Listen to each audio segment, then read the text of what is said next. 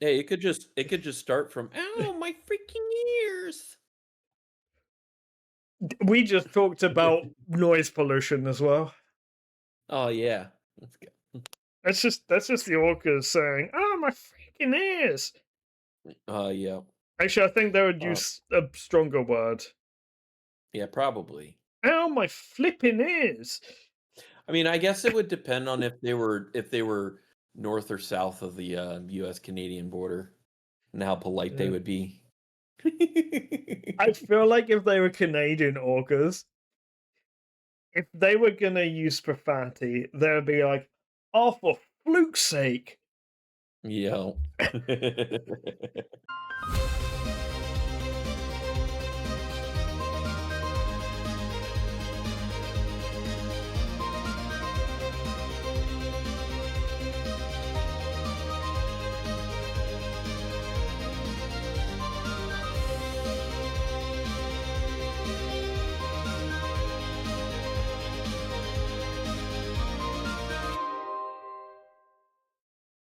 Good evening, good day, and whatever time of day it is to anyone, wherever you are listening.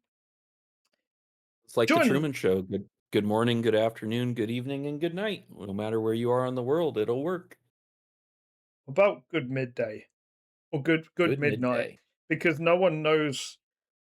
Oh my god, trying to schedule anything at midnight is the worst because you're like, okay, if I say it's 0 a.m.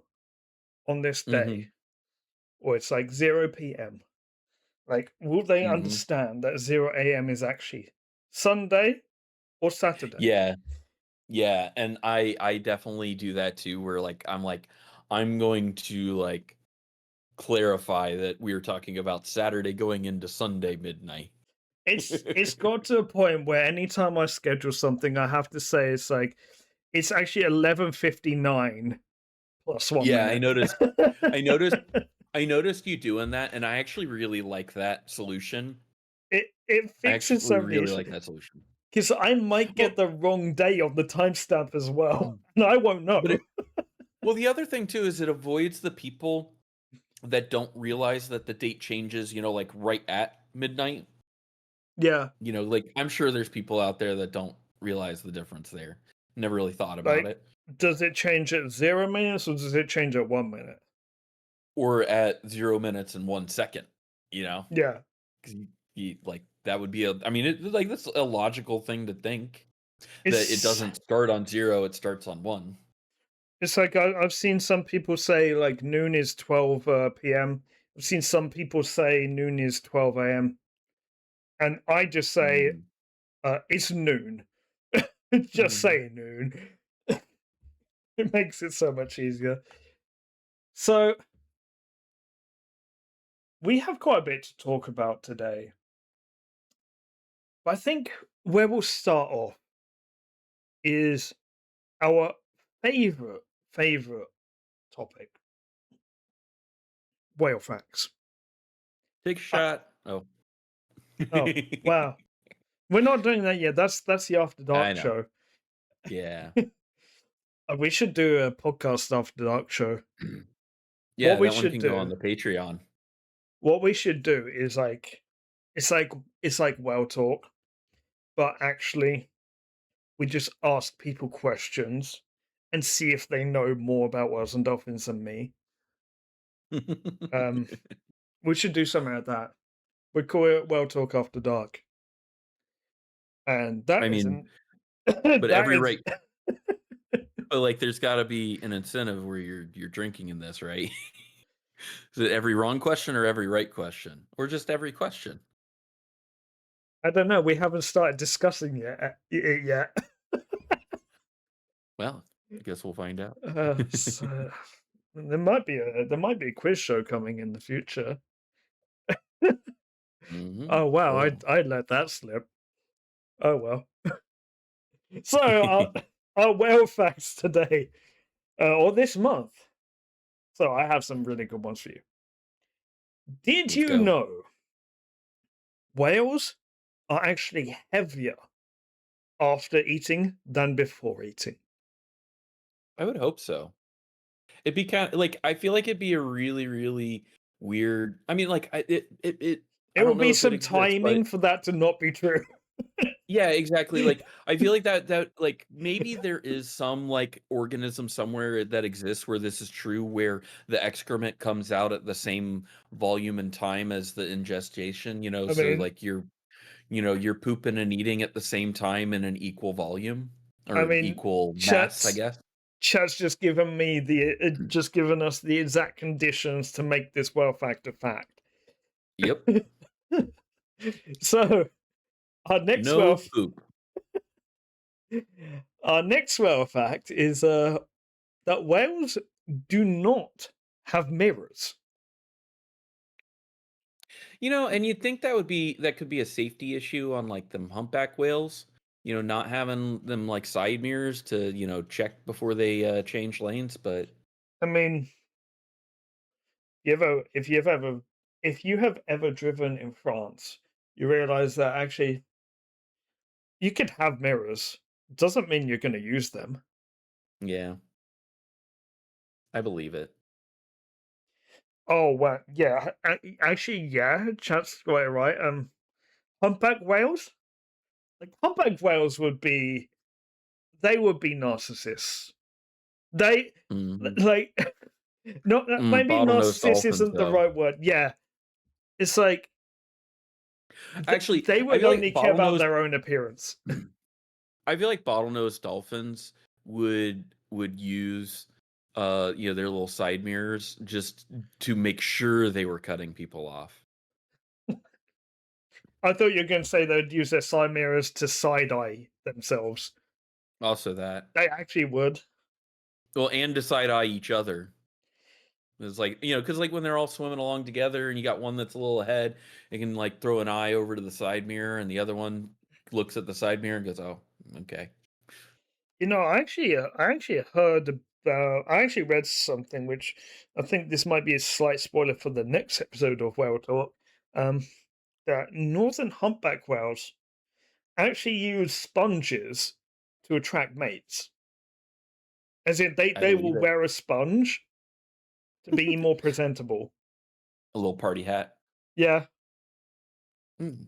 That's Well, we'll I mean, talk and like about that and next and time. like yeah, and I mean, and that's not really surprising because like that kind of like courtship behavior is, well known throughout the animal kingdom. Yep. I mean, we present big old rocks to people and say, "Will you be mine?"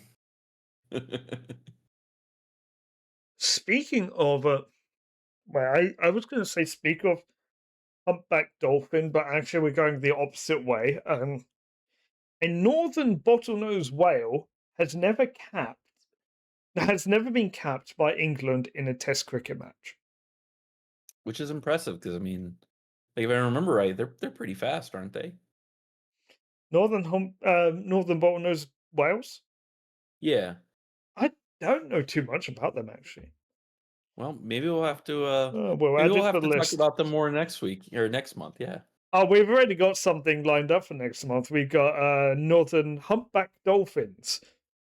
Fair enough. Well, So the so northern it bottlenose whales will be a perfect complement to confuse we do ourselves the too. entire time. We do too. We just do too. Like right next to each other, a northern bottlenose whale and a northern humpback dolphin. Yep. You so you know the Irrawaddy dolphin, right? Yeah. So you know how it's asymmetrical, hmm where like the blowhole's on the left, I believe. I would love there to be a species variant where it's got it on the right, because then it I would be mean, called a a right-sided Irrawaddy dolphin. yeah. I mean, I wouldn't be surprised if there was a genetic mutation possible that would, do that. Because I mean, it's like there's the one where it's like people's like heart forms on the wrong side of their chest. And it's like mirror syndrome or something. I can't remember what it's called, but it's basically it's like a mirroring of things on the body where they end up in the wrong position. Or like you could have your liver on your left instead of your right. Oh, our orcas of the month this month, I believe that one now unfortunately deceased siblings, like before they were born, actually had Chediak syndrome, which Hmm. it's not albinism, but it has similar visual effects. Yeah, where it's like lack of, Yeah. or it's, yeah, because one is lack of pigment and one is just lack of coloration. Yeah. So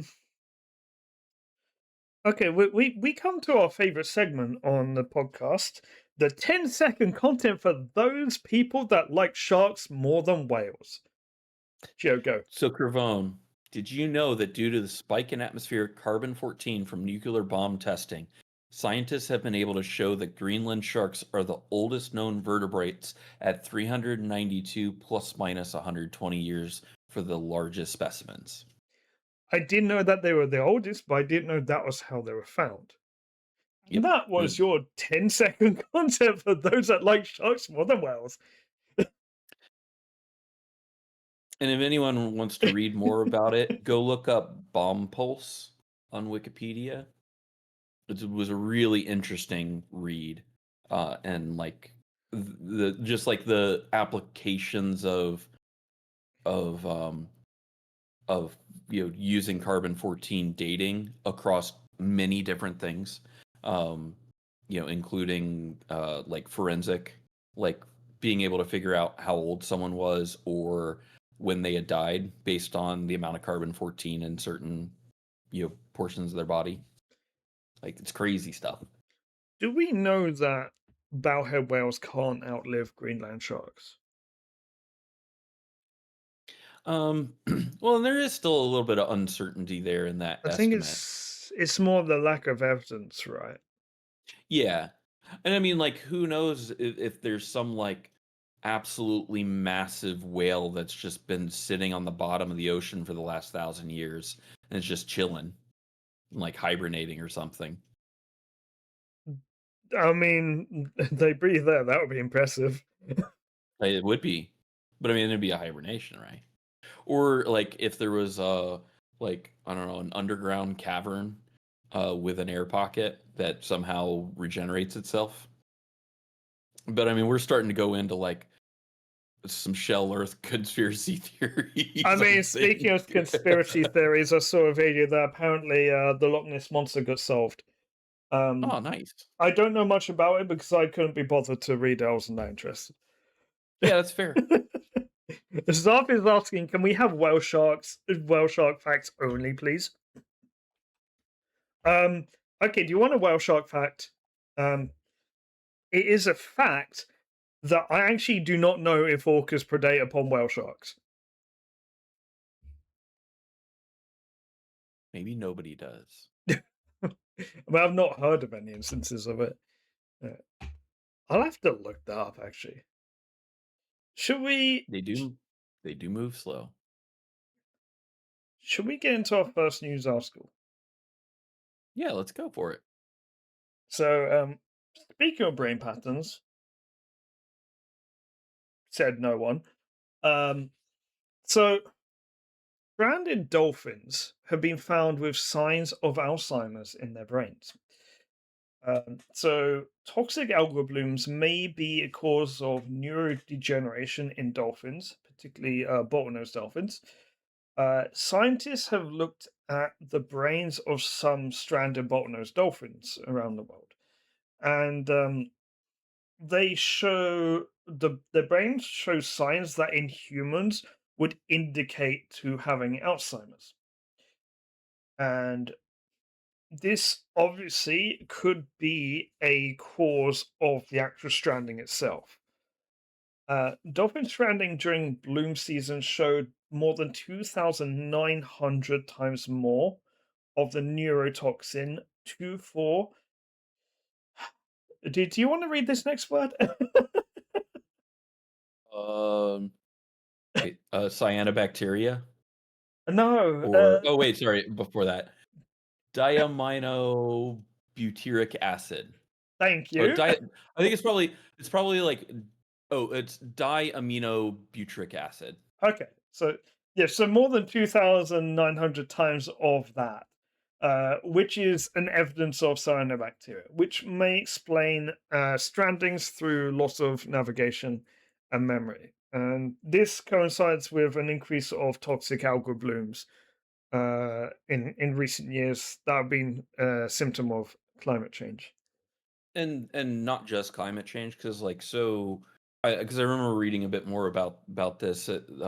They studied dolphins in Indian River Lagoon, which is on the east coast of Florida, and red tide is a common algae bloom, toxic algae bloom that we get around here, and it's not just been climate change because I've I've noticed just in like my anecdotal experience, like I don't necessarily correlate higher temperature, summers or hotter summers with bigger algae blooms. But one of the biggest contributors to it is the release of fertilizers, because we have a lot of Yeah, sugar farms in southern Florida, around the edges of the Everglades and all of that. And there have been a couple of times over the last 10 years where the government has allowed them to dump fertilizer water untreated, and it goes into Lake Okeechobee, and then from there it drains to both sides of the state, and you get this nutrient just explosion. And you also get algae blooms in the freshwater as well, and I believe yeah. it's a green This algae. Yeah, if you've ever looked at like still fresh water that's near things like farms, Hmm. that's got just blanket green algae. That's as a result of the term's called runoff, where Yeah. fertilizer will actually just like seep from the farm, and the fertilizer fantastic for growing your crops, also Hmm. fantastic for feeding algae. And the Yep. problem with this is that the algae ends up becoming so much that actually absorbs all of the oxygen in the water, and it creates a toxic body of water where there's no oxygen, and that actually just kills ecosystems. Yeah. I think I had mentioned this last month when we were talking about Moat Marine in Sarasota, Florida, but they were a part of a program that restocked, like basically bred snook, which is a game fish or very popular game fish in Florida. Um, After a particularly bad red tide season where stocks were wiped out. I mean, to the point where snook Snook were closed for I think 2 or 3 years after that before the stocks had recovered enough. And like Snook already have a very limited, harvest as it is. Like there's a slot limit, and you can usually only get one or two, and then they're usually only open for like 1 month, out of the year. So like red tide is, and just toxic algae blooms, where however they take form around the world are, yeah, they can really They're be dangerous. ecosystem destroyers. Yeah, and I remember talking to a charter captain about it, and he had said that after one bad red tide in like the mid late 90s, the fishing for the charter boats and the party boats was absolutely horrible for about 5 years because just so much had been killed off. Because it doesn't just affect one generation; it affects the whole population that year. Yeah, Like, exactly. And it's and it's a it's going to be compounding effect. devastating. Yeah. And I Yeah. believe it's also actually toxic to humans in Oh some yes. cases. Red tide, very much so. It's one of those things of like if you have asthma, you should not be outside or out at the beach if there's red tide. Like my dad has COPD, so like he has to be really careful, about that, and like he's always got his rescue inhaler.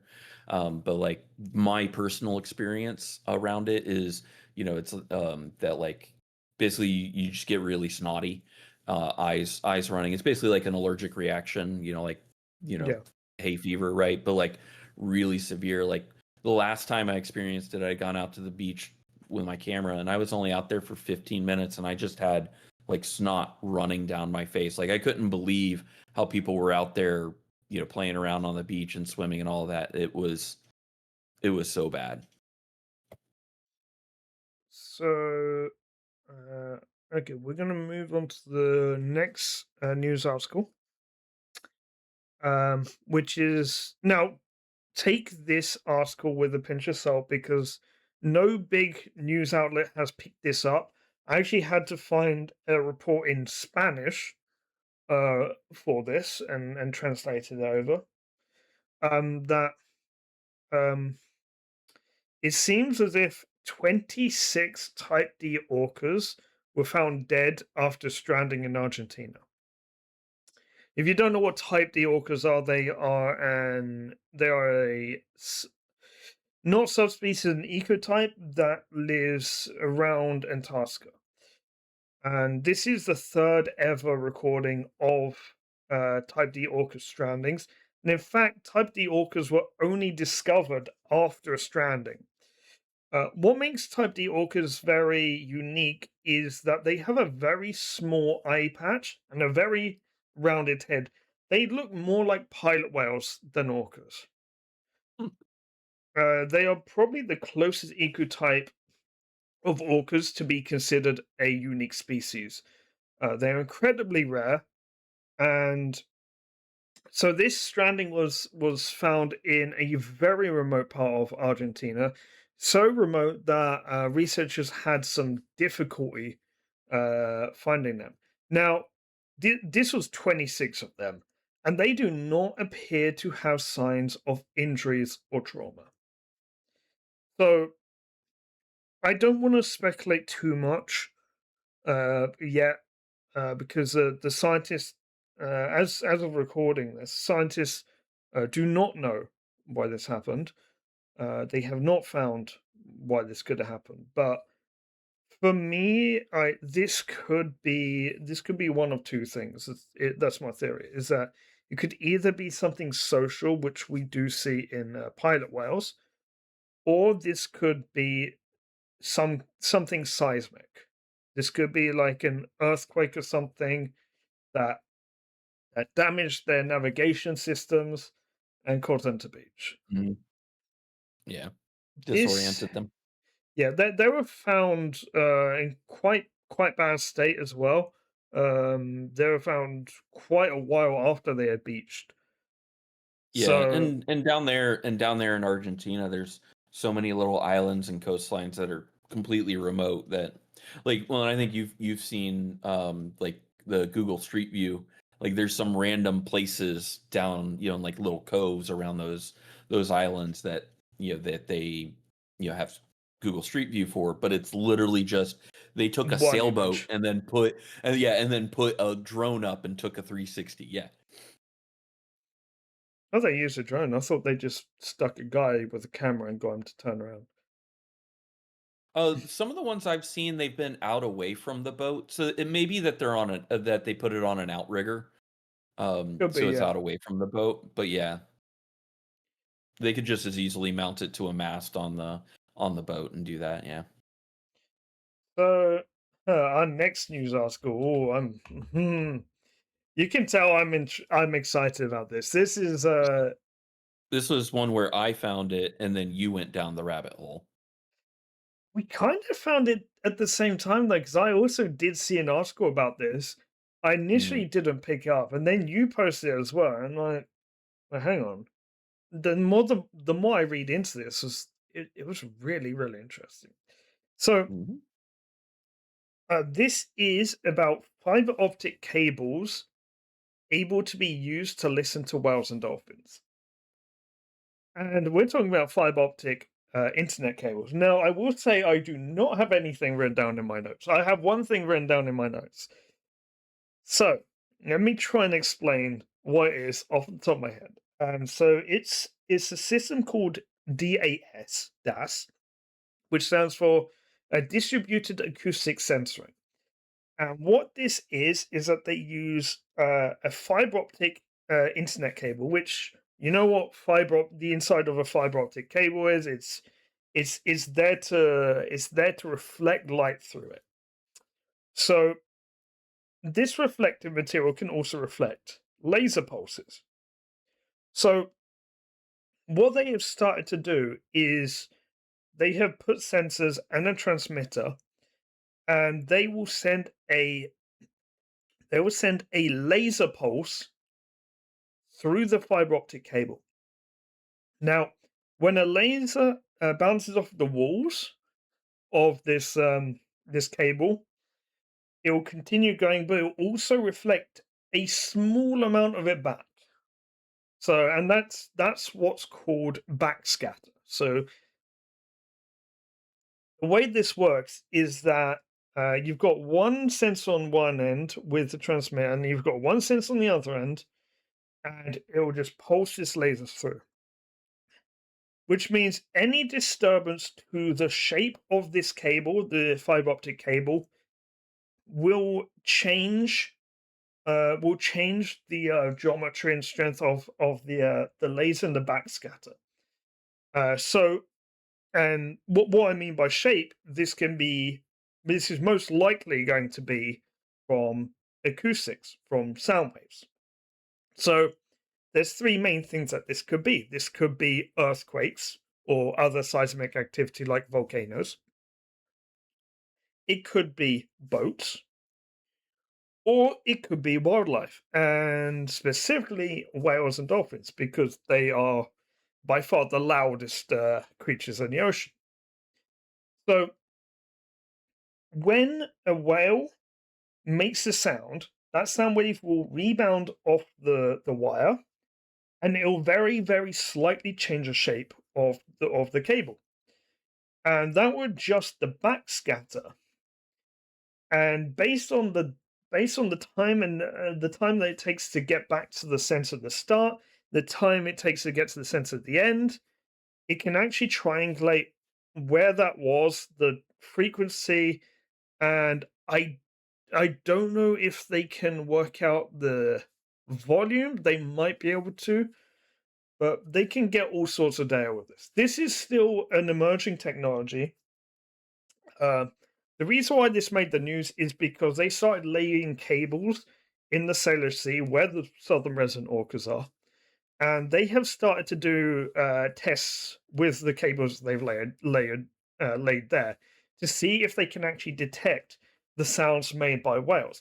And this works really well as a test over there because they have tons of hydrophones in the water, so they can hear if there are actually whales, and they can And it correlate that with the cable.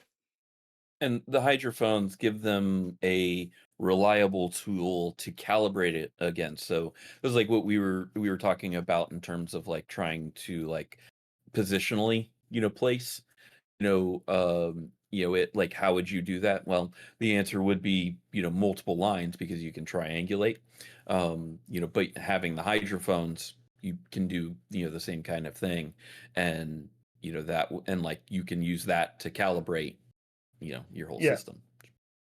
Now, this system can be used in pretty much any internet fiber optic cable under the sea, if it works.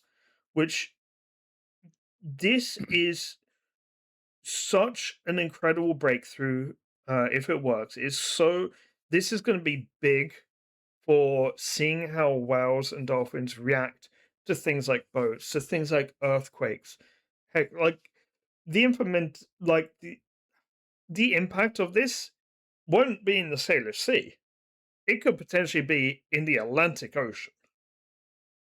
Yeah, like, well, when we were kind of first, talking about this, like I started, really thinking about, well, one, the capitalist end, because as we've often said, oftentimes to get conservation done, you have to also have a, capitalism, based reason to do it, right? And, one of those things, that I could see, right off from that idea, if, you know, um, transoceanic, internet cables have been abandoned, or are no longer, or are just no longer needed by telecoms, companies. Like that could be an opportunity for them to offload it to, for a tax break, or if it's abandoned, it may be really cheap to acquire.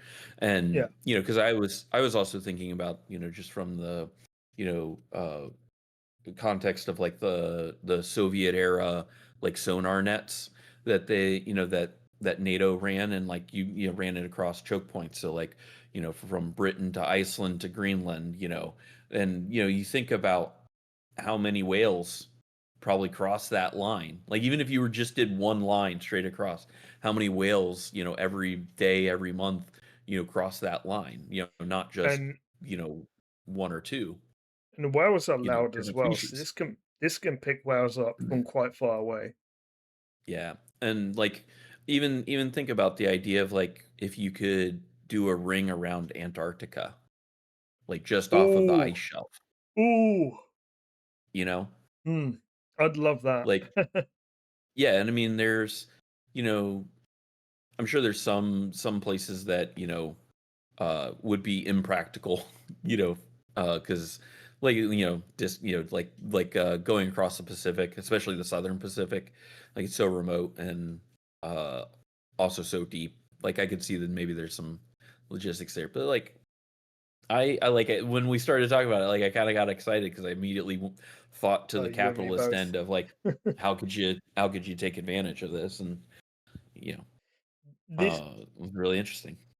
a lot of this month preparing for this podcast, by the way, was me actually trying to learn how this works. Because it is pretty complicated how it works. But I ended up having to ask in a Discord, how do we know the location?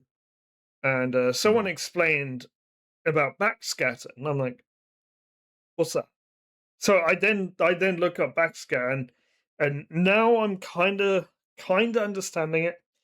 That being said, there may be some of our listeners that think we're talking complete rubbish. Um, if you are one of those listeners and you think you know this system better than us, um, if you're in chat, please tell us in chat. If you're listening to this on YouTube, please leave a comment. If you know this system way more than we do, I'd love to be corrected because I think we're both invested into this. This is really interesting. Yeah, and it's clear that it's still in the like beginnings of the experiment, phase. Like we have a theory now we're, applying the experiments and so like there's every chance that this like will not actually work out that like, that maybe like, you know, um, boat noise and just other noise pollution is just too much to get anything practical. You never know. And it may end up finding that hydrophones are still more effective. I don't know. We'll certainly excited to see what the outcome, of this experiment is. Oh, for sure.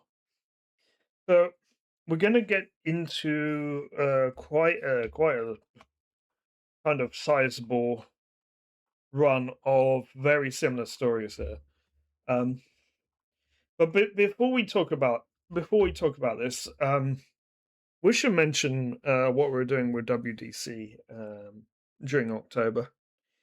Uh, so those of you that have seen the last podcast will know about Orcatober and what we're doing, and it was to raise money, to raise awareness, to prevent people from going to see captive whales and dolphins. They are very intelligent creatures that should not be in captivity. Being in captivity is both like physically and both physically and psychologically damaging to these animals, like really damaging. Um, we, I'm glad to say that during October we absolutely smashed the goal. We did so well with that goal. It was incredible, and so Gia was a part of that. We as a Tiltify team, we raised close to £1,500 pounds. The actual whole fundraiser so far raised at least £9,100 through just through streaming on Twitch. That is not the final figure because WDC were also working with some game developers as well, things like Humble Bundle deals. So that may raise even more.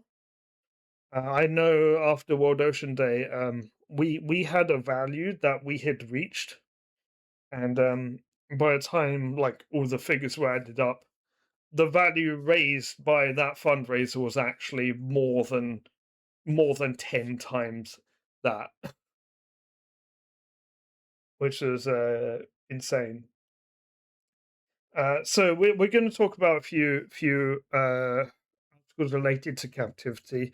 I will say, going forward with the podcast, I do not want to be covering issues of captivity on the podcast that much. That being said, I will mention them anytime there's significant news.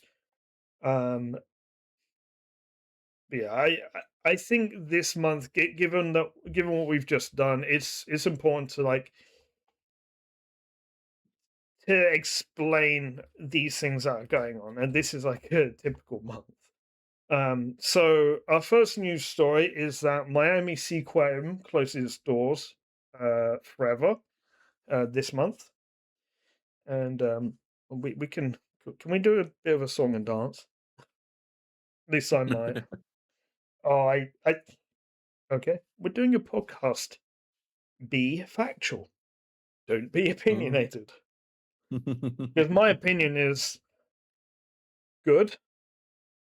Why did you keep an orca alone for 50 years? Mhm. Okay. So as of yet, there is no word on what they will do with their remaining animals, including their dolphins. And I did look this up the last couple of days to make sure that this was still accurate. That they've not mentioned they are permanently closing their doors, presumably because people aren't coming through those doors. Because like these places that have captive whales and dolphins are getting a bad reputation because of the amazing work that places like WDC are doing. And so they're turning away from keeping whales and dolphins in captivity. And this is a good thing. I think Miami Seaquarium might actually be changing into a different kind of water park, from what I hear. And the thing though is that these parks closing is kind of opening up a bit of an issue that I don't think anyone really considered uh, about this. Is that so? Miami Seaquarium closed this month. Marineland France closed at the start of the year. Marineland Canada closed, I think, last year or this year. Um, there's becoming increasing pressure on sea sanctuaries to become like a real viable thing and to have enough space. And we did an emergency video during last month about the belugas in Marineland, Canada. We're not gonna cover those that much. We're just gonna be talking about the recent updates regarding that. But it's it's something I don't think we're prepared for, and I think we need to continue the work to get people to not go to marine parks. But I also think we need to make sure that we allow sea sanctuaries to get up and running as quick as possible, so they can put the animals first and put them in a place where they can live out the rest of their lives, um, in safety, without like pressure from like the public watching them. Just yeah, just a better environment. And we're actually gonna mention the Beluga Sanctuary in a bit. That's to do with that as well. Um, do you have any thoughts on Miami Seaquarium? Not really. Despite being a native Floridian, I was never really aware of it, but, like, I never really go down to Miami. I avoid it at all costs. That's fair. A Floridian saying that. Mhm. Listen, the traffic there, like, it didn't quite prepare me for the New Jersey Turnpike, but it's not far off. I was on that New Jersey road. Oh my gosh, that's a Yeah, scary New Jersey road. It's I have never been more, in fear of my life than driving on the New Jersey Turnpike. Just gonna say that. See, I wasn't even driving. I was in the car with a Bob kind of fella. Yeah, and Um, unfortunately, I had to drive. like that road has. I mean, it's technically it's called a hard shoulder, but I labeled it as a debris lane on the left and a Uh-huh. debris lane on the right. Yep. So, we've got another news article, and this is a developing story as well. This was posted by WDC, um, who is the only outlet that's actually covered this. Um, that Kobe which is a marine park in Japan, closed unexpectedly on the 3rd of October. And they cited animal circumstances, in quotes, as the reasons why it closed. Very soon after, scaffolding near the concrete tank suggests that one of the orcas potentially fell out of the tank. The orca in question is known for repetitive behavior of sliding onto the concrete, which has led to this speculation. The repetitive behavior also shows a behavior disorder only known in captivity among orcas, and this is possibly our boredom. Um, the park has been has been approached for comment by WDC and their partners in Japan, but so far has been completely silent on the matter, not returned calls, not mentioned anything. Um, there is fear of the worst. It's it's yet another symptom of everything that's wrong with marine parks. Uh, Mhm. so I don't think there's too much to dwell on this one. We'll move Mhm. on to the next news, which is also we got a lot of things about captivity at the moment. So I think this is the last news article. Like my notes go on for like a page and a half. Um, because we're going to talk about Marineland Canada and Marineland France, and I'm going to outline what's actually been happening in Marineland France. Because it is it is about time I cover this on the podcast because is something I've been following and something that's kind of annoyed me that nothing is really happening regarding it. So actually, we'll talk about the positive side of this news story first. Is that the World Sanctuary Project, which is a sea sanctuary project based in Nova Scotia, designed for captive-born orcas, belugas, dolphins, to be retired to the sea sanctuary to live out the rest of their lives. Captive-born uh, orcas, particularly, cannot survive in the wild. That being said, it's actually never been tried, but it's presumed that they cannot survive in the wild because they do not have the survival instincts. A lot of what orcas are taught is passed down by their mothers, and if they don't have their mothers, they're not going to learn how to be wild and hunt food. I tend to be on the side of they're intelligent. They might be able to learn to find a way, but if we allow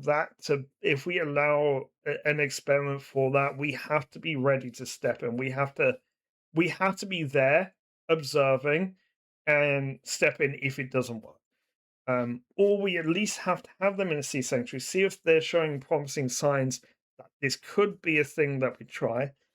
And if they can't be released into the wild, then I mean they'll be fine staying in the sea sanctuary. The other And thing, I would think that, like, the sea sanctuary is 100% is the most responsible, way to do that experiment. But, yeah, like, the big thing I was thinking through that is, you know, how well would they survive, or how likely would they be to pick up those skills if they're alone? Right? So, like, I yeah, feel like in the wild, you would have to somehow get them to attach to a pod, to a pod, so that they had someone looking after them. Well, in a sea sanctuary, you could have a couple of wild-born but were captive, orcas in with there that they could potentially learn from. Now there is an And orca at the in same time, observation's easier.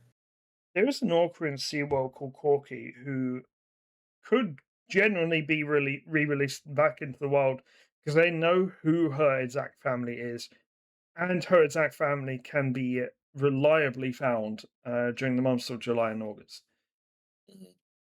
I I would also say the other thing. I mean, if they were captive born orcas, and let's say there's like a small group of them, and they could learn to live in the wild.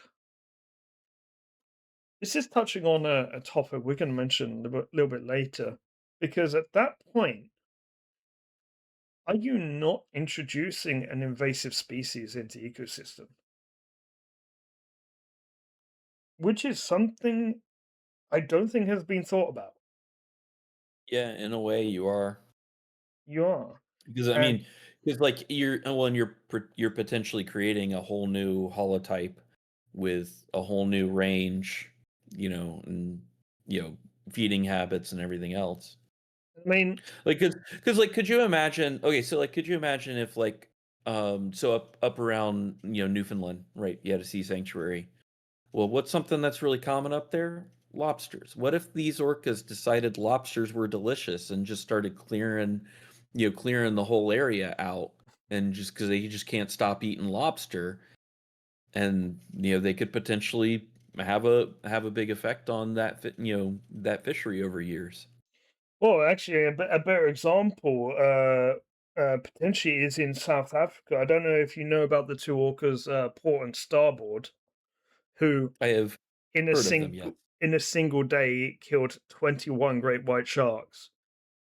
Great white sharks Yeah. are apex predators, and the whole thing with an apex predator in an ecosystem is there's not a lot of individuals, because if there's Mhm. too many individuals, there's not going to be enough food for them.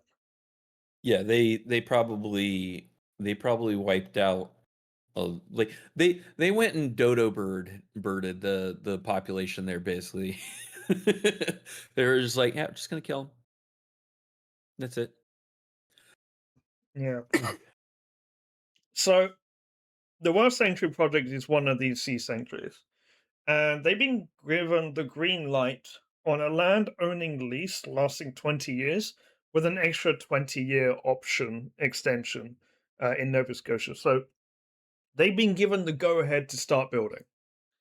Um, Potential candidates to go there include two orcas and 12 dolphins from the shut down marine park in France, known as Marineland, France. Not to be confused with Marineland Canada, they are not owned by the same people. It's just that they have the same name. So the park closed down at the start of 2025 due to financial struggles. Um, there's a law outstanding that is outlawing using animals in performance set to come into effect in the next few months. Um, Marineland's bid to sell them to Japan, to a Japanese park, actually the one that had closed earlier this month, funny enough, um, that bid was blocked by the French government on grounds that it is against the spirit of the law, because they would be used for captive breeding. They'd be forced to perform shows. Basically, they would be forced to do everything that the law is meant to stop. And so these two orcas are actually a mother and her son.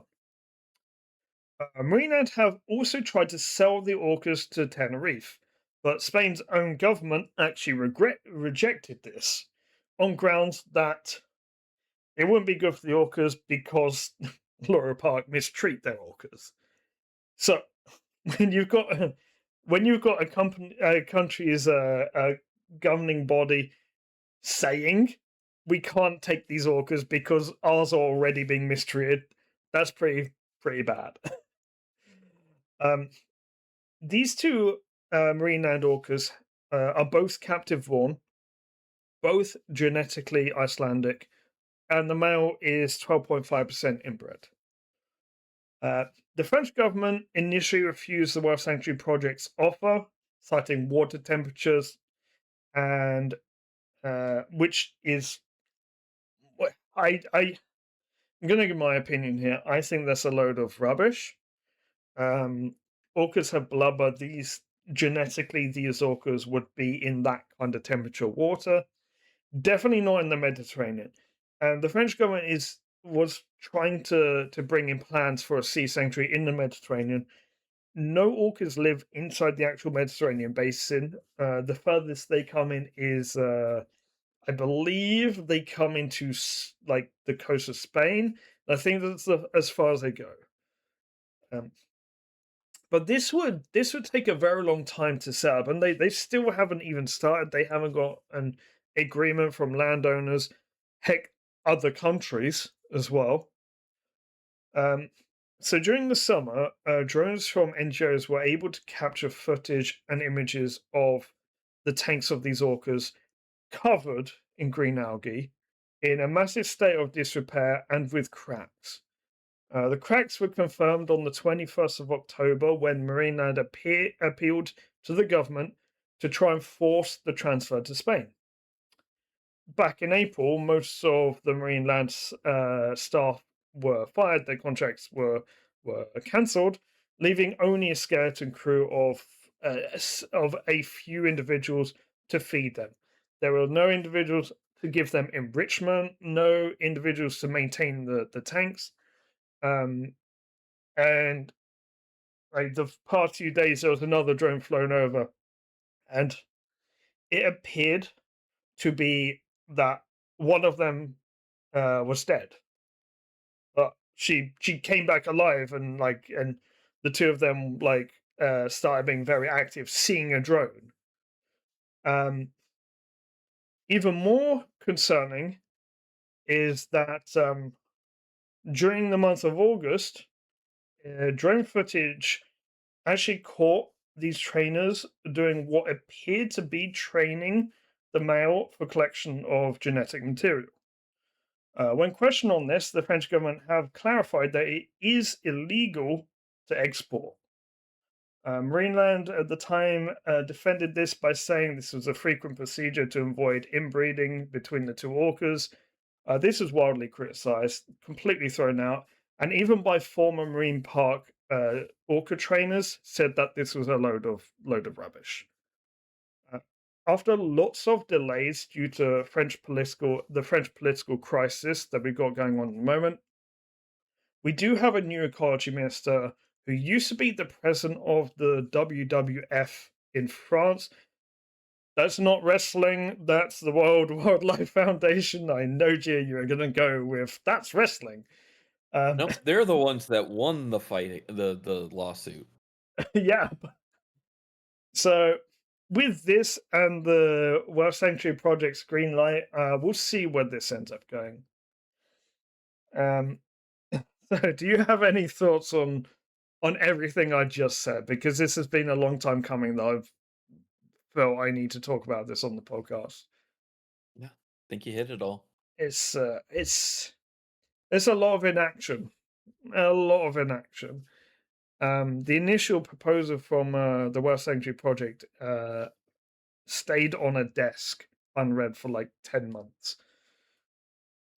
So from one Marineland to the other, Marineland Canada has been presented with another option. By the way, if you want to know more about Marineland Canada, go watch a video that released this month. It was last month. It was a Whale Talk Extra. And so we're just giving a bit of an update here is that there was another option for a full release of the belugas into Hudson Bay, which is a natural place for belugas. This is led by a group of Inuits who would act as caretakers for the released beluga group. And this would not be introducing an invasive species because they already live there in abundance. Mhm. So on the 16th of October, the Canadian Veterinary Medical Association has called upon what is referred to as a staged veterinary-led triage an emergency care plan for individual belugas to determine what is in the best interest of each animal. Um, it does look like these belugas are being considered, some of them for the World Sanctuary Project, but some of them are also being considered for export to China. So the thing is, if that were to happen, at least you save some of them. Saving some of them is better than saving none of them. Mhm. Yeah. So I don't know if you fancied a break now, Gio, because we actually have a quite a long uh, orca watch coming up. All right, let's get to it. Yeah, We'll be back. so yeah. You will see me in about 2 seconds, but then you'll see me in about 27 minutes. Uh, enjoy. Welcome to Orca Watch. Now, I'm a little bit worried because pretty much every time I do Orca Watch, something comes out the very day that I pre record it or the very day after I pre record it. In fact, I was going to record this yesterday, but I did not. And then after I would have recorded it, we got some more IDs and things like that. So this is me recording it a day before. Let's see. Let's see if this is accurate. There is actually developing information right now regarding the southern residents. So we will cover that in the podcast if there is anything different. And I mean, this is the podcast, but of the pre-recorded section. So let's talk about Orca of the Month. Our Orca of the Month for this month is actually a first. Our Orca of the Month is actually two different orcas. It's a duo. Now, granted, I did actually have quite a few duos as the suggestions for Orca of the Month for this month. And actually, next month, I'm going to really just put a lot of my favorites. It's about time Holly becomes Orca of the Month. But this month, we have T60D and T60E. So T60D Onca and T60E Lynx. And these are our first ever double orca of the month. Now, why are these both the orca of the month? Because they're really just inseparable. They're a duo. So these two are brothers, and they are one was born after the other. So there's 3 years difference, I believe, between them. You can tell that by their designation T60D, T60E, which means the E after the D means that Lynx was the next calf from their mother T60 Panthera. And all these orcas in the T60s have big cat names. So T60 Panthera has actually had 7 calves. Unfortunately, her first 2 didn't survive that long. However, after that, in the 2000s, she has had calves very regularly. She had 3 calves within 7 years, all of them boys. So she had T60 Yonets, and I believe that this name is actually a reverse of another orca because Jonas is actually considered to be a doppelganger of another orca based on their dorsal fins looking very, very similar. Then we have T60D Onca and T60E Lynx. All 3 of them are male. So they were born respectively in 2001, 2004, and 2008. T60 Pantera, their mother, then also had 2 daughters. As the males got older, T60D and T60E started being seen away from their core group. They would travel together, while their sisters and their older brother. I'm leaving that in. Older brother Well, their sisters and their older brother stayed with mum. You can tell that I'm actually reading this stuff. Maybe I shouldn't. Maybe I shouldn't talk about reading something off a podcast. Um, so Onka and Lynx are locally affectionately known as the brothers. They are big orcas. They live in the northwest Pacific region. Um, which is actually, if you think of it as the Pacific Ocean, is actually the Northeast Pacific. But yeah. Uh, so they're actually affectionately known as the brothers or the Barge Boys. They're inseparable and travel together as a duo. The speculation of why they actually travel away from their core group as a duo is actually because, like, directly because of their older brother, T60C, and it's suspected that this might actually be to limit competition for breeding. Um, because if I mean if they're traveling with their mother who sets up the dates, she's always going to pick the oldest, right? Um, so they've gone off, do their own thing. They do sometimes. They are sometimes seen with their family group again, but most of the times they're seen together, but apart from the rest of their family. The last time, as of recording, on the 5th of November, they were last seen on the 11th of October. That means that they were probably seen on the 6th of November as well. Now, probably, I'm not saying they were, but I know my luck with pre-records. Now we get to the actual Orca Watch. Now, uh, our adopted Orca, L90 Blainer. Look, I'm going to talk about her after the Southern Renaissance because honestly, I just don't know. I can't find any information on whether she was actually spotted or not because the all of the Southern Renaissance, the super pod was seen very recently. So J pod was seen on the 23rd of October, with K pod seen on the 27th of October. And all of these sources, I have so many sources for this now. I increased my sources for Orca Watch recently.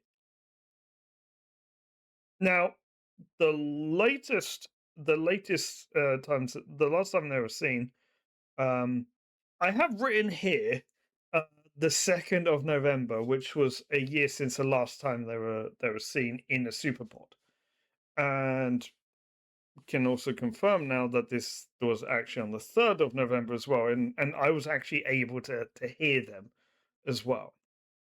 And I'll actually play a sound clip in a second of the Southern Residents in a superpod. So, what is a superpod? So, a superpod is all three Southern Resident all three Southern Resident pods together in one place at the same time. So that's J, K, and L pod. A total of 74 individuals. You may be wondering, isn't it 75? We'll go on to that.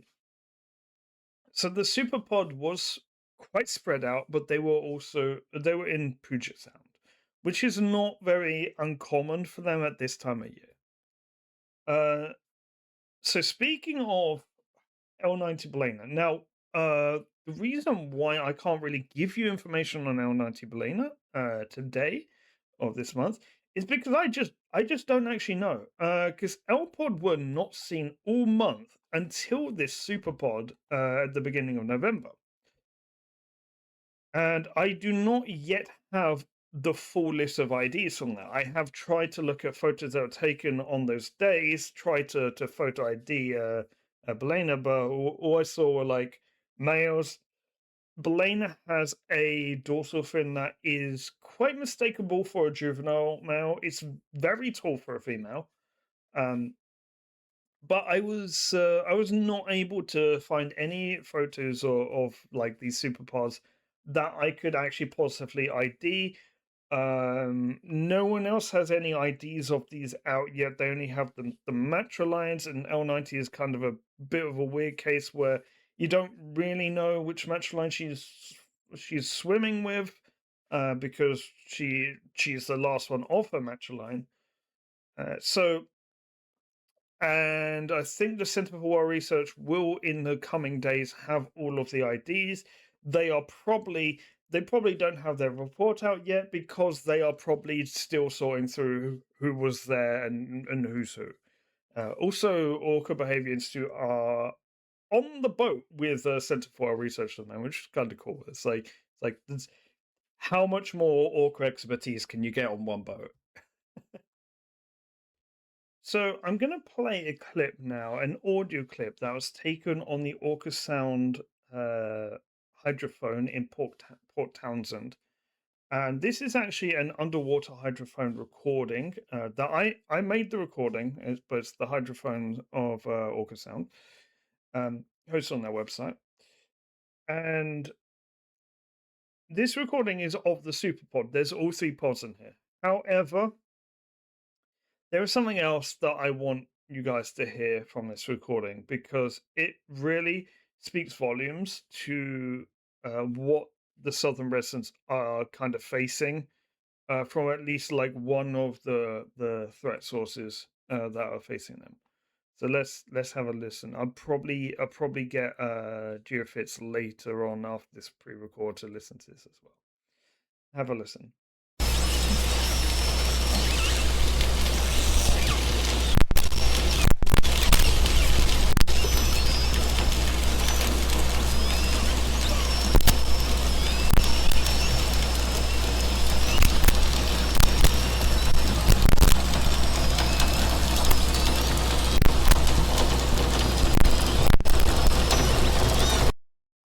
So when I listen to that, and this is kind of why I recorded it, I get the sense that the orcas are trying to shout over the insane amounts of boat noise.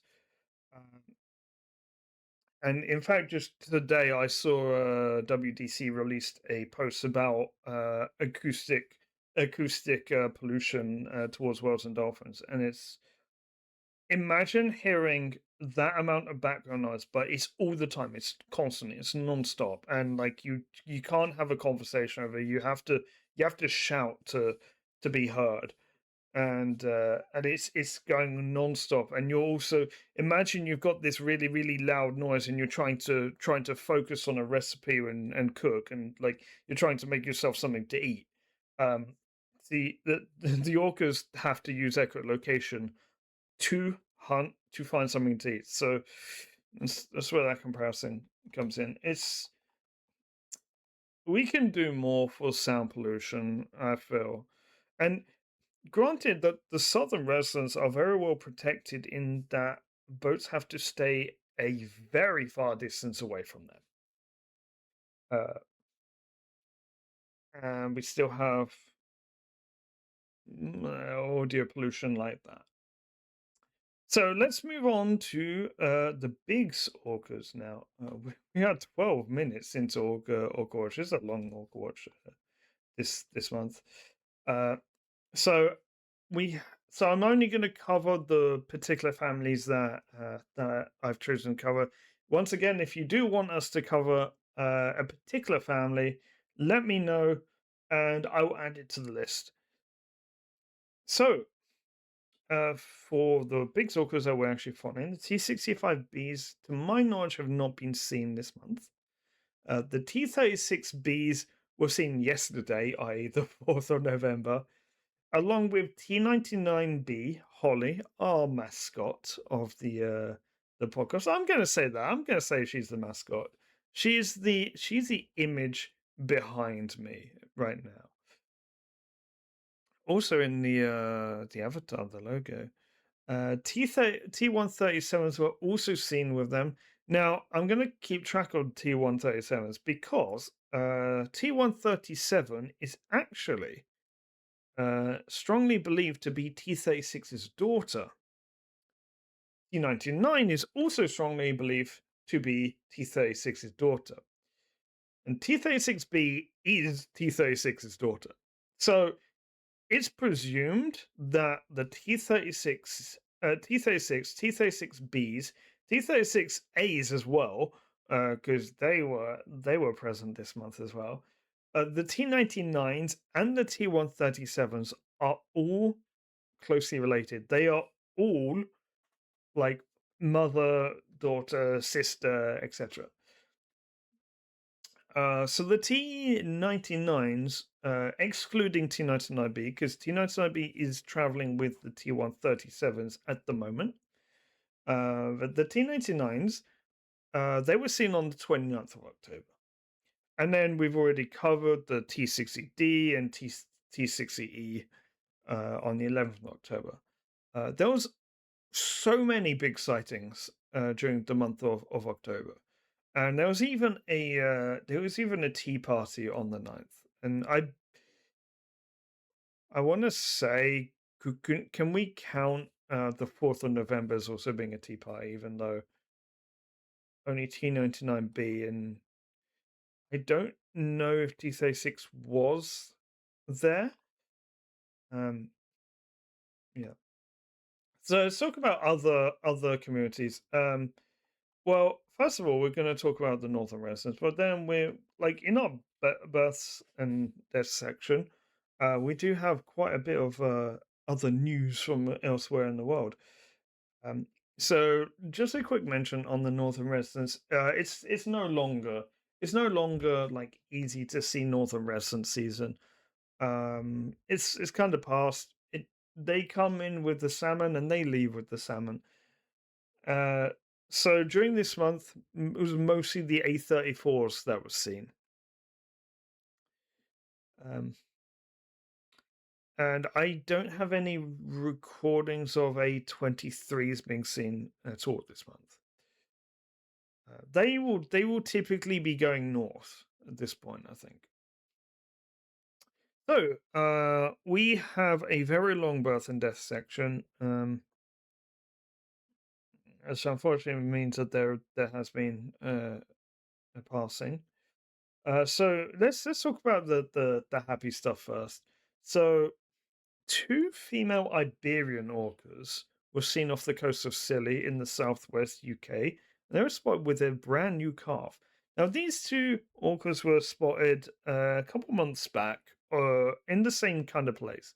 They weren't seen with a calf. So this is interesting because orcas are very kind of rare around Cornwall. Not unheard of, but kind of rare. So this is a good sign because the Iberian population is critically endangered. There was also a birth of a big stork, and I mentioned them earlier, the T36As. Um, T36A2A was born. So that means that it is the daughter of T36. Her daughter then So to explain the T36A2A. So T36A is the daughter of T36. T36A2 is the second calf, but also daughter of T36A. The T36A2A is T36A2's brand new calf. So part of that one family we were talking about earlier. Now, one of the rarest orca sightings ever witnessed happened just a couple days ago, like the beginning of November. I think it was the 2nd of November. A whale watching vessel in Norway. I have to give shouts to my mum for bringing this to my attention because I tunnel vision quite a lot on one part of the world when it comes to orcas. That being said, we'll see in the charity spotlight. There's a workshop on some of the other orcas in the world. That's really exciting. But in Norway, a whale watching vessel, while watching a pod of orcas, there was a female NKW 591 that was very active, and all of a sudden there was blood in the water. And there was also a research team on site as well with the drone. and they got some amazing, amazing photos of this as well. And so it looked like a hunt because there was blood in the water. There was a lot of frantic moving around. That was until um, they spotted a baby, brand new, newborn orca that surfaced to take its first breath. Now, the research team, they had a drone, so they could actually see, and they originally thought that it was an orca that had, like, died shortly after birth because it wasn't moving. But then it was kind of revived, and then it was active again. Um, so the presence of blood in the water, and the fact that the fin was still flopped over, the dorsal fin that is, suggests that this orca was quite literally born whilst this whale watching vessel was there. It is so incredibly rare to witness the birth of an orca, and to my knowledge, the only one that comes into my mind is one of the southern residents. Actually, the mother of J61, I want to say, no, J62. Um, Eclipse, I believe. Uh, I believe it was either her or her first calf that was actually witnessed being born. It must be said that care must always be taken to stay a very long distance away from a baby orca. Never get in the way. Never chase from behind. Never be in front. Keep your distance, and absolutely never go between a calf and its mother. That is a big no no. Now, in Norway over there, they actually allow people to dive with the orcas. So that's another time when you have to be really careful as well. Now, unfortunately, Orca Watch ends with a bit of sad news.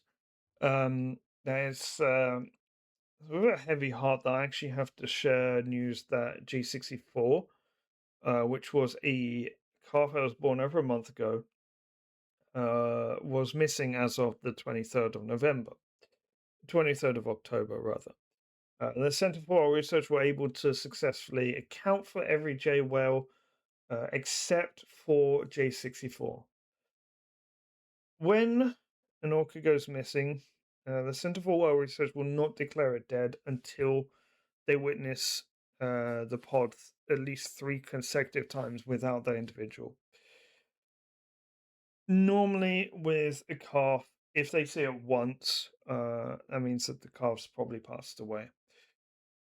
So the mortality rate is very high for calves born to first-time mothers due to toxins in the mother's milk.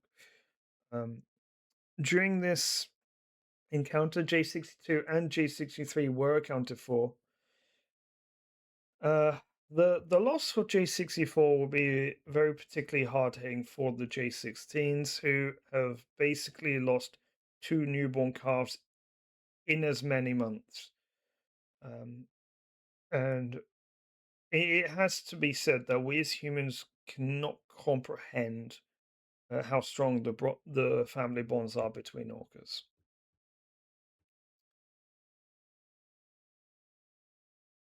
And going on from that, I want to make a quick mention about a documentary that I saw uh, during uh, during the month. It was called this. It was called The Snake and the Whale, and it was about the dams on the Snake River in Washington State that are preventing salmon from reaching their spawning grounds, and this is causing a massive food shortage for the orcas.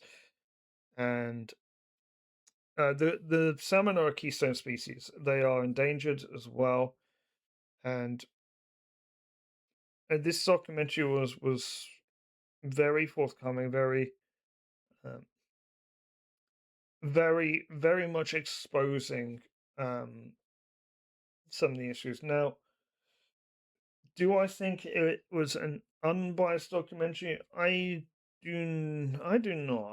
I don't think I could say honestly there's unbiased. I do believe in the message and the information that it gives. I do not think they lied or anything. Um, and I do strongly feel that actually the removal of the dams would be the best option, beneficial for the salmon. My conflict is um, pertaining to. I think it's important to mention that sometimes when it comes to like conservation, that we can't just always assume if we think something's the best way forward, if we know something's the best way forward, we can't always assume that someone else is going to feel the same way. We can't always assume that they're going to think our way is the best way forward. And maybe sometimes our way isn't the best way forward. Maybe their way is the best way forward. But we don't think that because we've come to that conclusion on our own that what we think is the best way forward. So and if you look at the other side of the argument and try and convince someone that like what you're saying is the best thing, whilst they're already stuck in what they think is the best thing, uh, it's very difficult to know whether someone's being like intentionally whether they've got an ulterior motive or not. So I do want to say take a pinch of salt. But I would very highly recommend watching this documentary. It features so much about the salmon problem for the sunrise and orcas, and it also talks a lot about orca captivity and what happened to Tokite in Miami Seaquarium, which, as you have heard already in this podcast, has actually closed down. Um, so I'm gonna take my chance to finally say what I've been wanting to say for so long. Back to the studio. Also, play the clip for Gio. I love how I gave myself a reminder to play the clip for Gio. I do hope Gio is back. Yep, I am There here. we are. Okay. Here's the thing: we like our pre-recorded segments because we can actually take a break. Yeah, it's kinda nice. Stretched legs, take the headset off. Yep. Well, I didn't because I was listening to it. Fair enough. So, okay, well, there's two things to talk about in this. I think the first one we'll talk about is well, whether you have anything to say about when like conservationists will look at a problem and see that that's the problem stopping conservation. Mhm, But then you've got like the policymakers who may actually want the same thing as the conservationists, but they are in a different world. They think of things in a different way. Everyone's got a strong opinion on what to do, and everyone's opinion is correct, and everyone else's opinion is incorrect mhm. to them. Yeah, and I think there is like, when you feel like you're putting yourself into a noble cause, I think it can, give you that feeling of, like, righteousness of your opinions are correct, Yeah. and maybe they are, but maybe they aren't, and maybe, like, the correct answer is a blend of everybody's, and I mean, realistically, it probably is a blend of everybody's ideas. Yeah, because you have to think about so many facets of it. You also have to consider, okay, the way you think is best is actually the way that's best. You know it's the way that's best. You do have to Yeah, consider the other person thinks that they know their way is the best, even if it's not. that's where it becomes really difficult because then you really have to work hard to actually educate them and explain Well, and why. yeah, and the Yeah, only I think the only way that you're going to, really change someone's mind in that kind of situation, and like it's a lot like politics and religion. Maybe we just shouldn't talk about it, but you have to have two people that walk into the conversation with open minds and a willingness for either one of them to change their mind based on the discussion. yeah, And I've found that that's really hard to find in a lot of people that, that can actually have that kind of, openness. Like I had one old friend who he was really good, about that, and he was always willing to have his mind changed. And he actually asked me to devil's advocate him on his decision to go vegetarian. And through that we ended up like we kind of talked down the line of like, well, could he be pescatarian, and he was leaning towards yes, but only at a certain point. And like we were walking down that line, and trying to define where that ethical line for him was, because his whole reasoning was for ethical reasons. And like, I you know, played good devil's advocate, on him, and actually ended up shifting his position a little bit. mm. And but like he's kind of one of the rare people that I've been able to have that kind of conversation with, knowing that we're both willing to have our minds changed. So this documentary was actually done by an investigative journalist, and I really liked what he said at the end, Hmm. where he said at the end of the documentary, his job was to present the facts, the opinions, both sides of the arguments, the interviews. His job was not to say what was right and wrong. Hmm. And I kind of liked that because the, then it gets people watching to make their opinion to have their opinion on it. Yeah, I think that is, especially from a documentary, perspective. I think that is an important principle, for them, for documentarians to be neutral, to be, Yeah. presenting the facts, not presenting their opinions. It's not It's because otherwise it's an editorial, or depending on how you bend it, propaganda. it's actually what we kind of try and do here as well. I mean, we're like we'll try and present the facts. Now, granted, we will be opinionated. We will have our own opinions, our own like suggestions, but like we try and say when we're talking something opinion over here as well. Um, do you have anything regarding boat noise? Do I need to play the clip Um, again? no, no, I heard it. Yeah. I heard it on the playback. It's a tough one to answer. I'll be honest. Um, because one, when especially when you start talking about commercial boats, Yeah. you're talking about, hundreds and thousands and millions of dollars in investments oftentimes into those boats.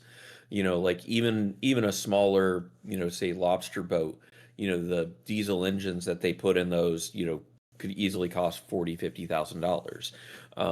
So I and like there's a lot of infrastructure that's already built up specifically around like marine engines. And you have some stuff where they put the exhaust goes down into the water, and you have some where they're above, but there's like logistical problems with both of those. So like I don't know that there's an answer that you can really come to on boat noise, other than like the equivalent of no wake zones, for Yeah. not hitting manatees, right? Is having slow speed zones where you have to keep it at under a certain speed, but that doesn't necessarily work everywhere. Because I mean, you think about, especially there in the Pacific Northwest and going up into Alaska, how severe the weather conditions are there. Yeah. That would be, having like slow speed zones would be really hard other than like inside of protected harbors. So the goal of like the speed restrictions around the whales and dolphins over there is so that the noise sounds like ambient noise, like things like rain. Hmm. Now, from the recording, there is no way of knowing what kind of boat was making that noise, whether it's several, or whether it was one. It was almost Hmm. definitely a research vessel there that may have had engines on. Hmm. It might have been a ferry that had its engines on idle. Hmm. It's Yeah, and like one of the things I thought about too is like you have a lot of tidal force in that area. So there would be times where even if a boat was only going 5 knots, you know, they could still have their engine revved really hard because they're fighting a, 6 knot current, coming yeah. the other direction. So they're At that running point, the they're doing equivalent of 11. Yeah, 11 knots. Yeah. So, their RPMs are going to be up, which means their noise is going to be up. yeah. And, I do I like, I think the best that you can probably, you know, actually regulate in is, insulating of machine spaces, to reduce or hold in the noise. I That do might be something that could be, semi-practical, but insulating, but I also think I do wonder if they could lane things better, like have more efficient lanes for some of the larger traffic, so that the larger traffic is in the water for less amount of time. So therefore, it's producing less noise pollution over time. mhm. I I don't know if that's something that they can improve over there. There's certainly some places in the world where noise is an issue, and certainly some place in the world where this can be improved. Yeah, Mhm. it's a difficult issue. Yeah. Mm, You know what isn't a difficult issue? Well, It wait, hang on though. This is a difficult. This is a really difficult issue. Mhm. Because we're on to educate me, and we're talking about invasive species now. I was going to say this isn't a difficult issue. It is a difficult issue to avoid the pollution, but it's also a difficult issue because lionfish. Yeah. We're going to get a clip of one of us saying something really bad about lionfish. Yeah, we'll see. This is where we get rid of the markers. Freaking lionfish. Well, can I say oh, I'm gonna say it again. Can I say that? Freaking Yeah. is that is family friendly language. Yep. Okay, so I don't Yeah, have that's to get the bleep machine. nope, you're good. Okay, freaking lionfish, man, Freaking lionfish, man. freaking lionfish. Actually, Oh, it just makes me think of they're the worst. The Simpsons. It just made me think of The Simpsons when Moe turns the bar into the family restaurant, and he does like the birthday thing where he puts the basket of fries on his head and sings, and then it's one of the Flanders kids is just eating the fries, and so he's like, "Can you take this off my head? It's really freaking hot," or it's really hot, and like he ends up exploding, and he says "freaking." And the Flanders kid goes, "Ow, my freaking ears!"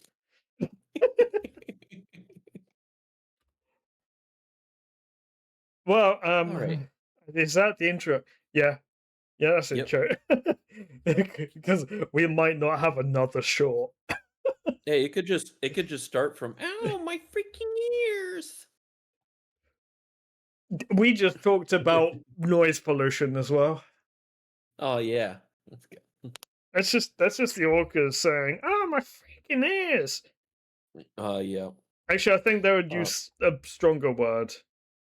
yeah, probably. Ow, my flipping ears! I mean, I guess it would depend on if they were north or south of the U.S. Canadian border and how polite they Yeah. would be. I feel like if they were Canadian orcas, if they were gonna use profanity, they would be like, "Oh, for fluke's sake!" Yeah. You know, that's that's two shorts in a row. We're farming for shorts. We need stuff to upload in the next few days. You know. Yeah. All right. So Okay. invasive species. Do you want to explain what an invasive species is? Yeah, invasive species are non-native species that expand its range from original point of introduction and poses harm to the environment, economy, and/or human health. Um, they're bad. It's well Now, and read. they're and I also want to state one thing. There's a difference between invasive and non-native because non-native generally don't pose harm to the ecology and environment, at least So not in any great form. They do present, as being, more competition, in their environment, but they don't outcompete existing populations. So there is that distinction. The so invasives, they're the real bad ones. what really makes invasive species like the invasive species are that they either predate well I think the best way to define it is that they consume resources to the detriment of other things in the ecosystem, whether Yeah, that being that the they. fact that they become top predators or whether they just outcompete other things on the same trophic level. Mhm. Yeah, and also if they have defenses that the local predators are not able to overcome, like the lionfish. Yeah, we should have just named this segment "The Problem with Lionfish." It is the problem with lionfish. Actually, this Now I is the know, segment called "Problem with yeah, Lionfish," I think. yep, the trouble with lionfish. That'd be Yeah. more more on brand for us. Um, but I know that there's some anecdotal reports of Goliath grouper eating lionfish and possibly some red grouper eating juvenile lionfish, but it has not been in any great numbers that any predators other than humans are preying on lionfish around the Florida coast. So I want to mention. We'll get back to lionfish in a second. I do want to mention what's I like remember about it is that there is a good example of something where I don't know whether I class it as a non-native species or an invasive species. Um, it's Atlantic salmon that escape from fish farms in the North Pacific, and Mhm. they will I don't know if they outcompete the Pacific salmon.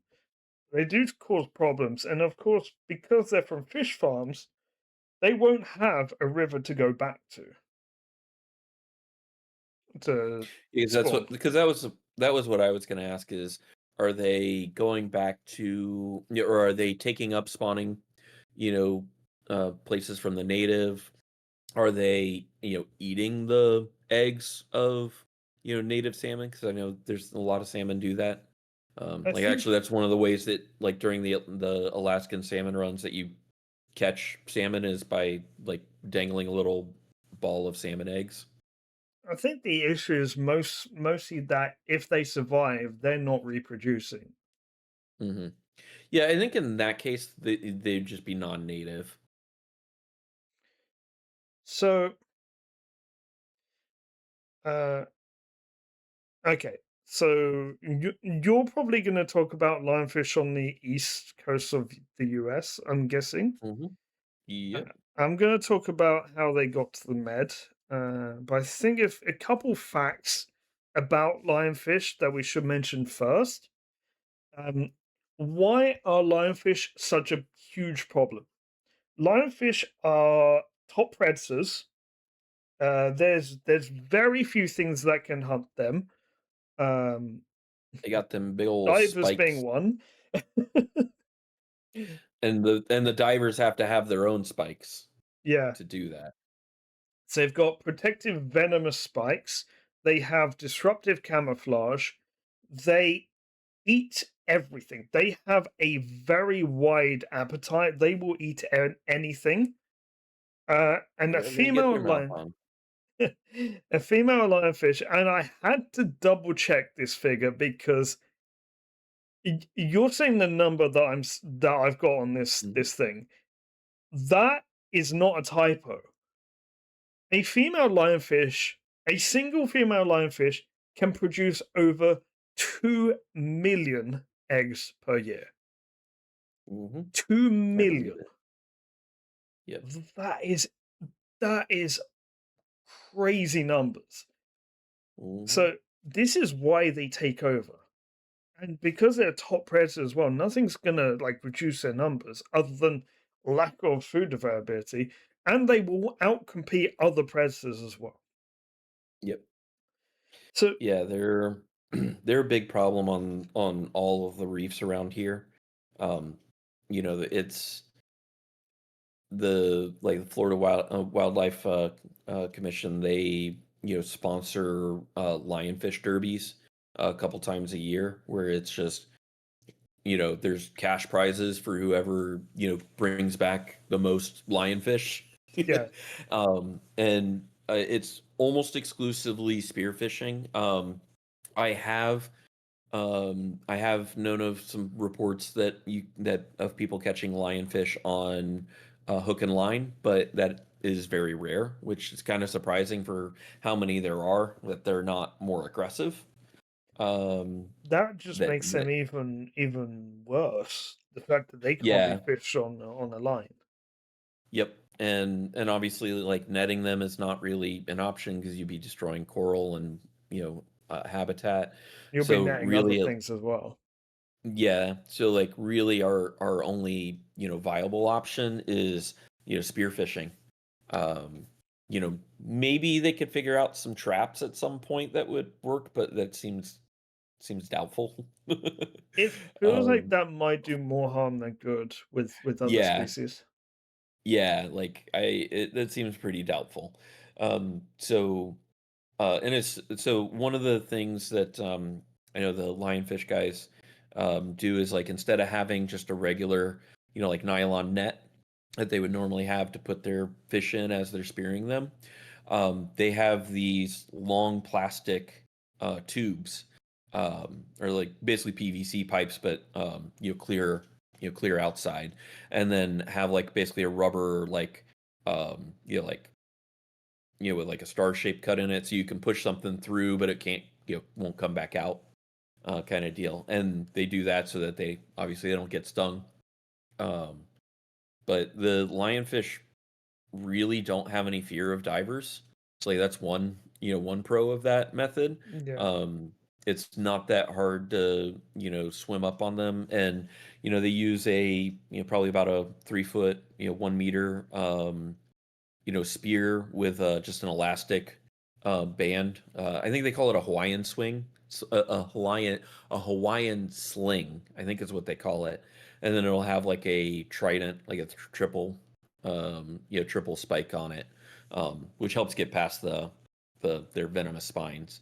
But it's very easy to just pull on up to them, just smack them, and put them and put them in their tube. But the reality of those efforts is there's no commercial market for them. And people have tried. There's been some restaurants that have put them on the menu, but it's not widespread enough to get a commercial market going. And when you're talking about doing scuba or free diving, because a lot of times it is free diving that these guys will do if they're shallow enough. Yeah, because um, you know scuba's expensive. yeah, it's and the boat and operating the boat and all of that. I mean, it's not hard to go out and spend $200-300 to do a day of spearfishing and, not come back with, you know, you definitely don't come back with $300 worth of fish meat. Yeah, sometimes you might not come back with anything. Oh no, you will if you're going for lionfish, you will. So that many. Yeah, but the There's thing too is that it's like, they aren't a they aren't a very big fish. Like I don't think they get up much past like 3, 4, or 5 pounds, something like that. Um, I don't know what that translates to kilograms. I think like a kilogram and a half. I don't know. I can never remember think they're the about like this big, um, like from spine to spine. yeah. And so Not like that big. you don't get really big, fillets off of them, and a lot of them are small and are too small to really fillet. So, you're also collecting and spending time on a lot of fish that ultimately are not harvestable, but we need to, get rid of the young ones too. Yeah. So I would also, before we end the segment, just mention how these got spread, because this is also this, by the way, invasive species and non-native species. This is not just exclusive to the oceans. This can be on land as well. This can even be birds.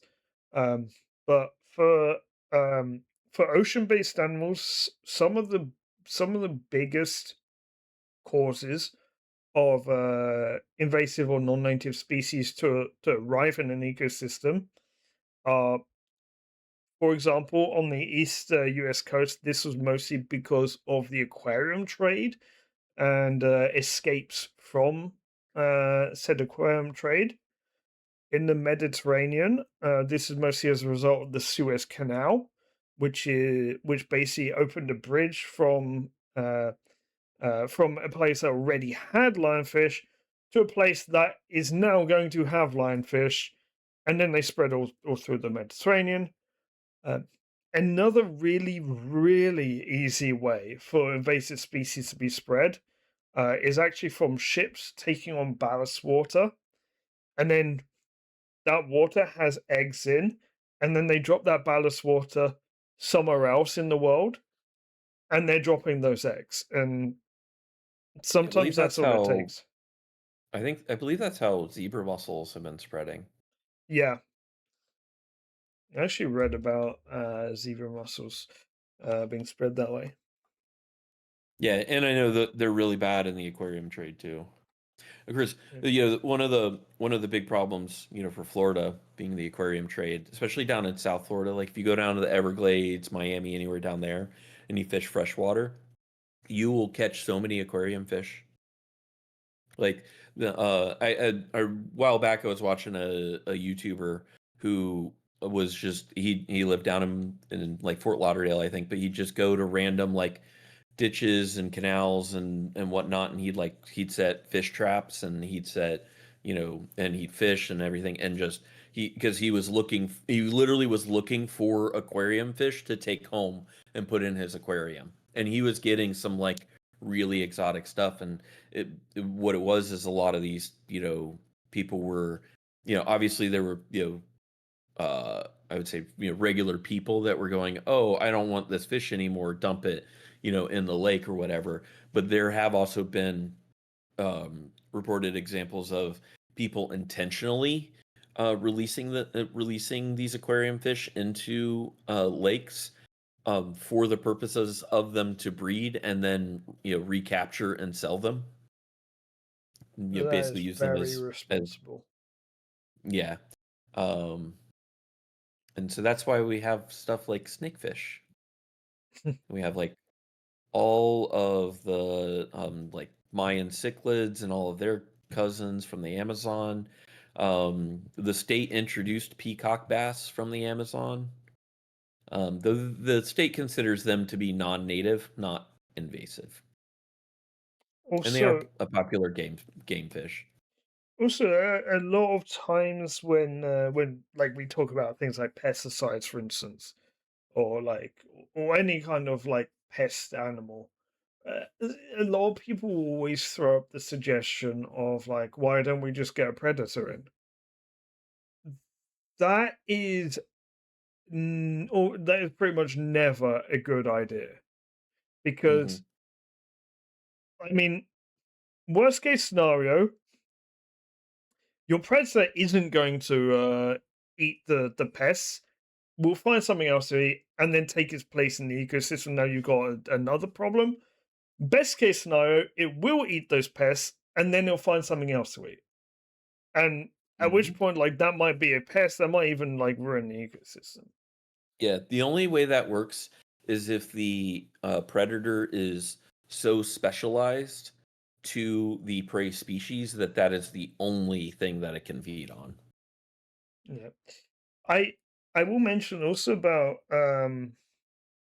like cetacean releases from captivity of why you can't really release orcas into like the Mediterranean, for instance, but why you maybe could release those say belugas into Hudson Bay. And that's because belugas already live in Hudson Bay at enough numbers that 30 is not going to make a difference. But you stick two orcas in the Mediterranean and they find something tasty to eat, they're gonna go through the population stock of that tasty thing because there are no orcas predating on that, and that's gonna throw the whole ecosystem into chaos. So we're going to talk very briefly the charity spotlight, and then after this, I think we only have one more segment, which is the lesser known species, which I think you actually picked this species. Yep. And then I did a ton of research. There's so much interesting stuff about them. Um, so I'm going to make a quick mention that the Whale Museum is running an orca workshop next Thursday. So that's Thursday the 13th, and so you do have to pay for it. If you're a member of the Whale Museum, this will be cheaper. And they've got orca experts from different populations of orcas around the world during this virtual workshop, and it lasts for 8 hours. And I believe you'll be able to see the recordings after if you miss some. I also want to make a mention about the Beluga Sanctuary project with Sea Life Trust, and this was created with the aim to provide a safer, more natural home uh, for for the time being, only two captive beluga whales who do not have the possibility of release. These two beluga whales are little white and little grey, as they're known. This sanctuary is set up in Iceland and is currently undergoing work. So, for the time being, these two belugas are in a holding facility whilst that work is done. And then there'll be permanent residents to the Sea Sanctuary in spring next year. Um, this is a sea sanctuary that will be focused on education and research rather than entertainment. They also have a puffin rescue center there, and this was created in collaboration with WDC, where to everyone involved, the central thing in this whole city will be that the welfare and needs of the animals are considered above everything else. That is the main primary thought behind everything. So sea sanctuaries are finally starting to take off with them being the only, pretty much the only option for captive born whales and dolphins uh, who do not have a possibility to survive. So the issue right now is that there's not enough of them. And we're seeing more and more marine parks go out of business. They were looking to offload their whales and dolphins. There's only so many that are going to be blocked from sending them to places like China. Um, so at the very least, like we need more sea sanctuaries to get these whales and dolphins into sea sanctuaries, because if they go to China, they don't. China does not have laws against breeding captive cetaceans. the industry will continue. Uh, okay, shall we move on to the lesser known species? Yeah, so you asked me to pick out a lesser known species, and so I went looking for something that I had a dolphin or a whale or dolphin that I had never heard of and that looked like it was interesting, and so I picked out Hector's dolphin. And my notes are a page and a half. So all of this information was found on the Whale and Dolphin Conservation website. Um, do you want to take charge on this one? No, you can do it here. You Okay. you did the research. Okay. So Hector's dolphins. I mean, they're really New Zealand's dolphins. So they are from the Odontoceti group, which are toothed whales, and they're considered oceanic dolphins, much like bottlenose dolphins, much like killer whales, much like striped dolphins, and they live exclusively around the coast of New Zealand, um, with a small subpopulation of 60 individuals living around the northern island. And this small subspecies is actually considered a subspecies called the Maui dolphin. I hope I pronounced that right. You did. Typically, individuals will stay within the same 50-kilometer range. So they are non-migratory, and they're a coastal species as well. So when we talk about this species going forward, we are talking about both the Hector's dolphin and the Maui dolphin, because pretty much everything that we talk is going to apply to them, to both them. The only thing that's different is the conservation status, because 60 individuals is critically endangered.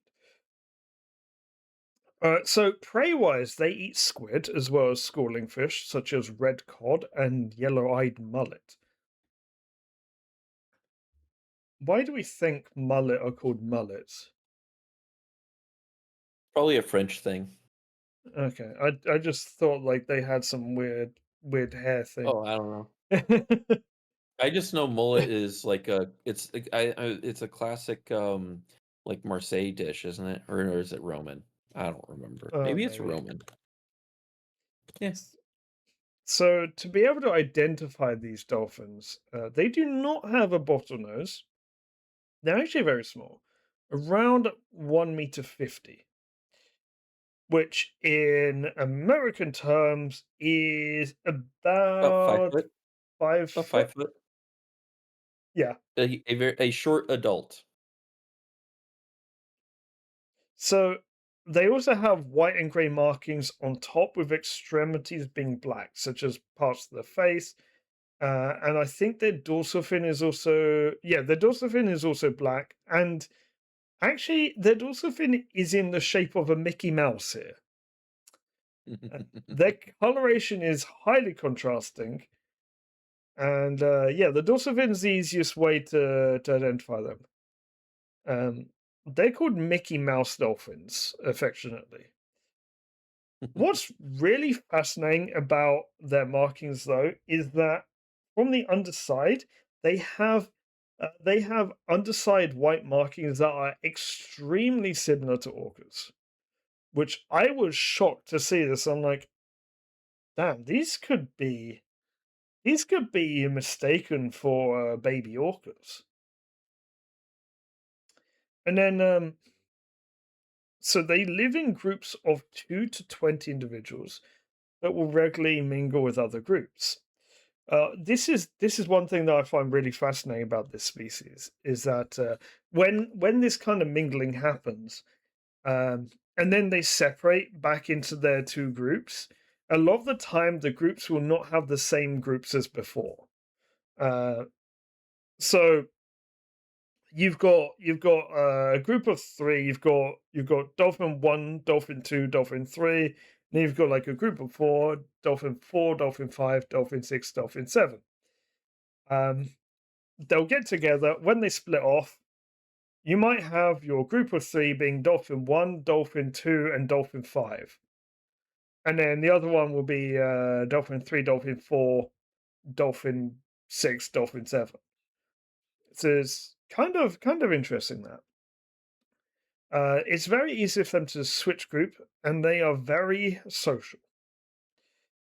Now they are actually considered endangered. Uh, Now we're going to talk mostly we're going to talk mostly about the actual Hector's dolphin, not the Maui dolphin. There is a bit that we'll talk about the Maui dolphin. So they're actually endangered, with their numbers being at an all-time low right now of roughly 10 to 15,000 individuals. Now you might think 10 to 15,000 individuals living only around New Zealand. How is that endangered? Well, this is the biggest problem with this kind of population size. Isn't the population size now, but it's the fact that you have a very slow reproductive cycle and a low lifespan of about 20 to 25 years. The maximum growth rate of the population per year is around 2%. And that means that if 10,000 individuals grow by 2%, that is 200 new dolphins. And currently, as many as 150 die per year due to fishing nets. Um, so it is because the slow population recovery that there's concern for this population. Because even if we did the absolute best to reduce deaths of Hector's dolphins, their recovery is still going to take a long time. It's still going to be very slow. So we do need to act now. Now, what I did gloss over here is the Maui dolphin. The Maui dolphin is down to roughly 40 to 60 individuals. At a 2% growth per year, you're looking at what? One dolphin per 2 years, which is not high. And Take a long time to get back to 10,000. yeah, and so they are considered critically endangered, the Maui dolphin. And the biggest threat to both populations is destructive fishing methods, which we kind of we kind of touched upon bad fishing methods last month with the vaquita as well. This is kind of a common theme, unfortunately. So there's been a lot of research into this species. And the good news is that, unlike a lot of countries in the world, it does seem like the New Zealand government, albeit very slowly, are introducing measures to help in the conservation of this species. There are some countries in the world that are very slow in implementing conservation measures, and usually they'll act when it's too late. The New Zealand government are acting now, although whether the measures that they have introduced are going to be sufficient enough and whether they actually enforce them uh, remains to be seen.